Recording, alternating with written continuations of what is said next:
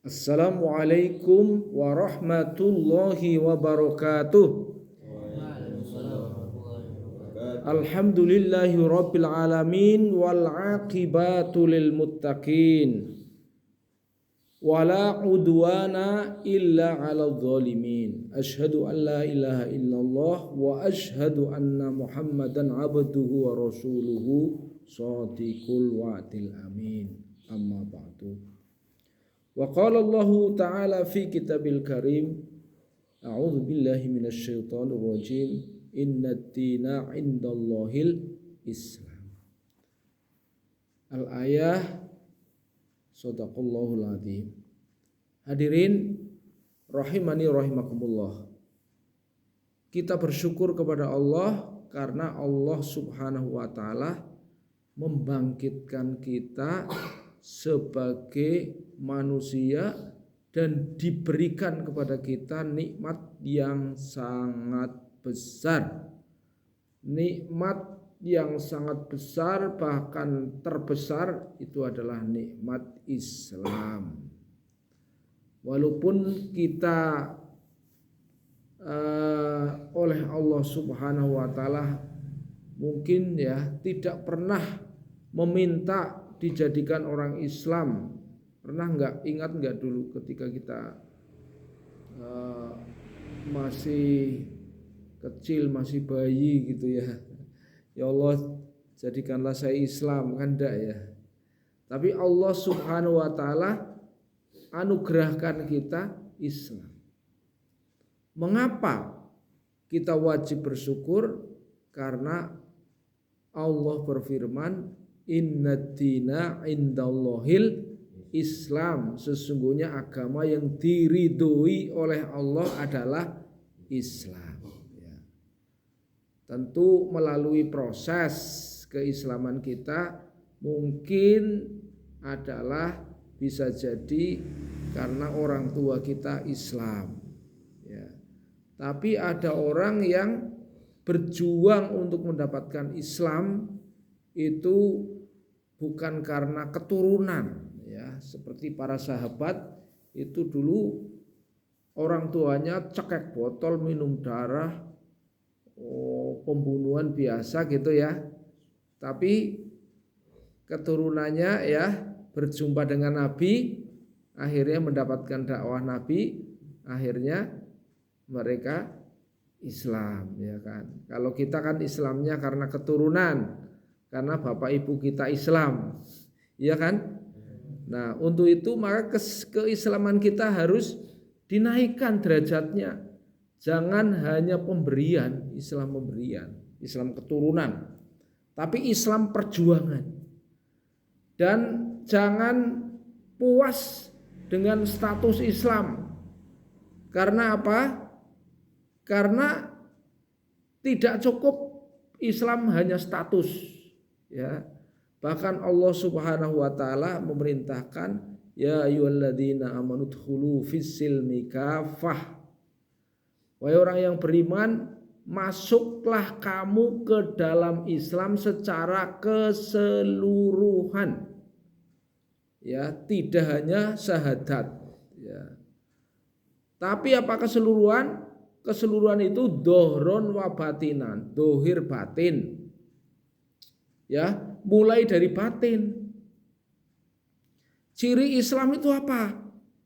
Pertama, yaitu dengan syahadat itu hatinya harus berubah.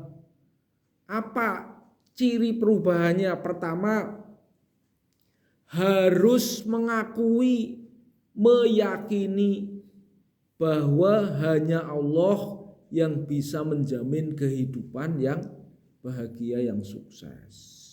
Hanya Allah yang bisa memberikan manfaat dan mudarat. Hanya Allah tempat kita bergantung. Hanya Allah tempat kita melakukan sesembahan, ibadah, permohonan, permintaan.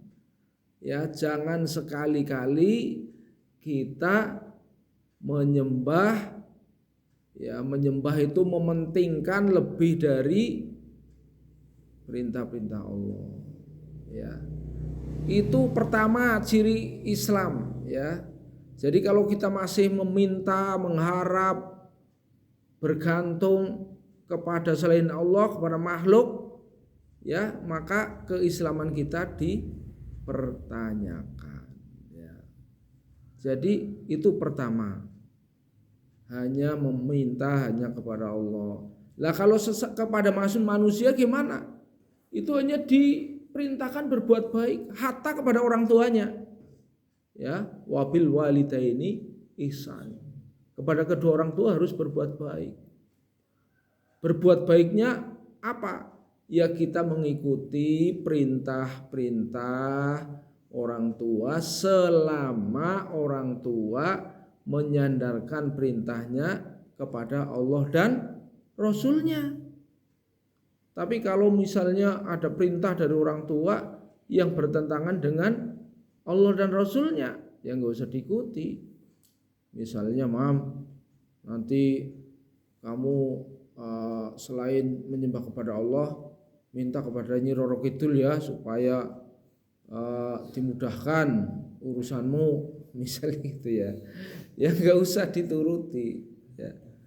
Misalnya, jadi hadirin rahimani wa rahimakumullah, saran nasihat orang tua harus saran yang benar dan baik.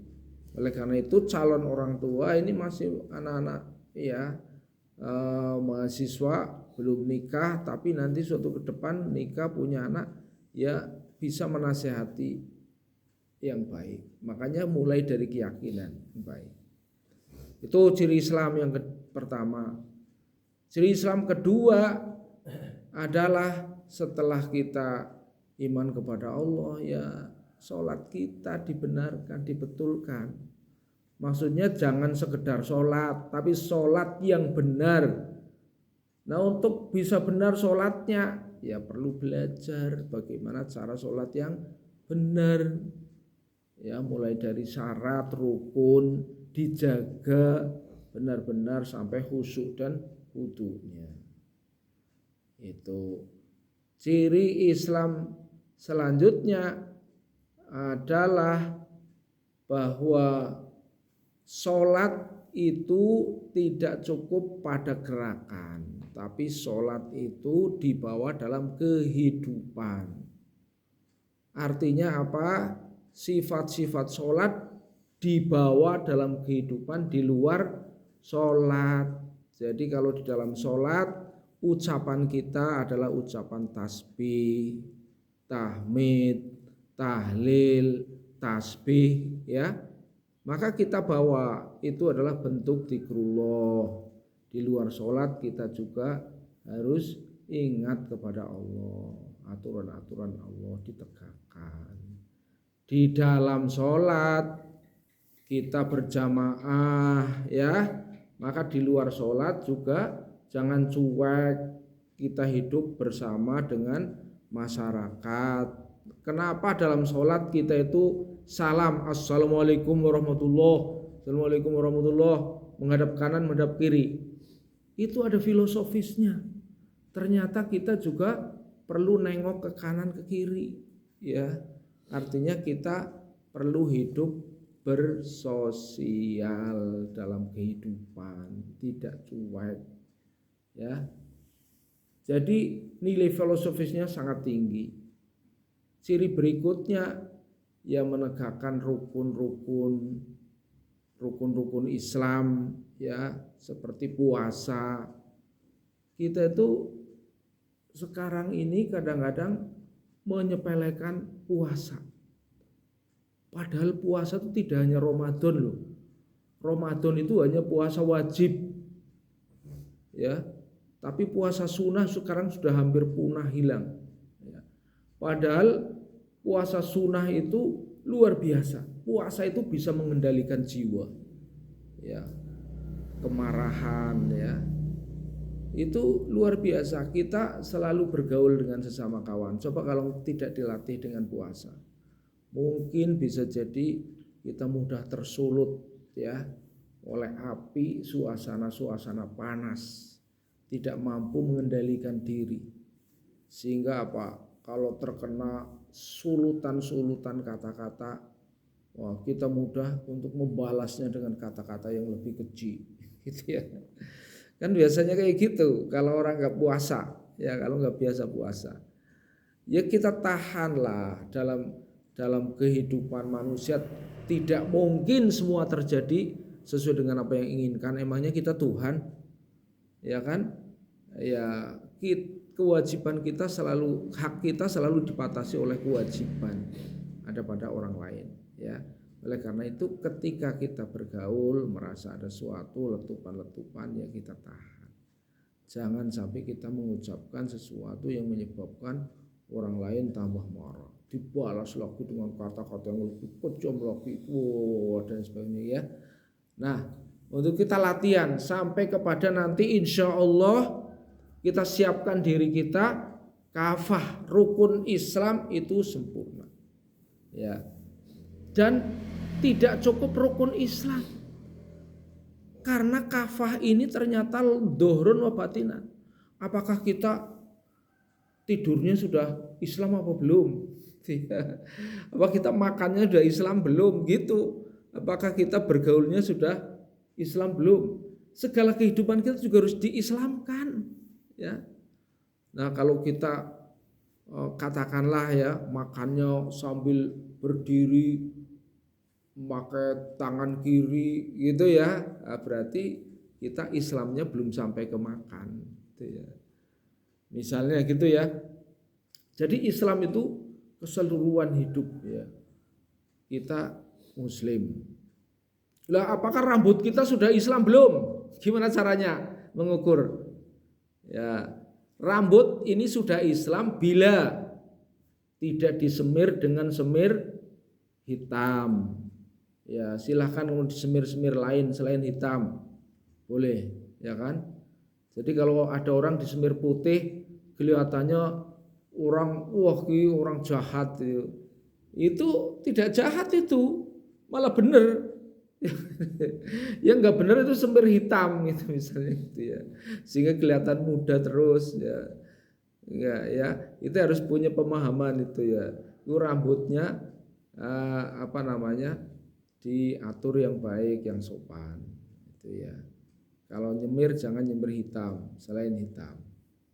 Nah, begitu juga, telinga kita apakah sudah Islam?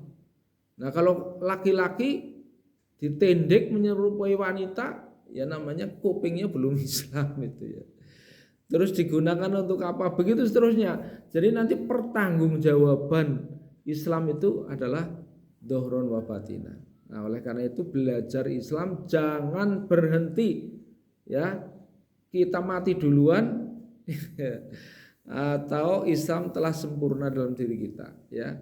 Islam itu sudah sempurna, tapi belum sempurna dalam kehidupan kita. Itulah yang kita cari, kesempurnaan Islam dalam kehidupan kita.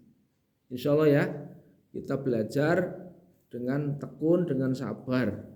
Semoga Allah Subhanahu wa taala memberikan kekuatan kepada kita untuk selalu ke jalan yang benar. Terima kasih atas perhatian, mohon maaf atas kekurangan. Billahi taufiq wal hidayah. Wassalamualaikum warahmatullahi wabarakatuh. Waalaikumsalam warahmatullahi wabarakatuh.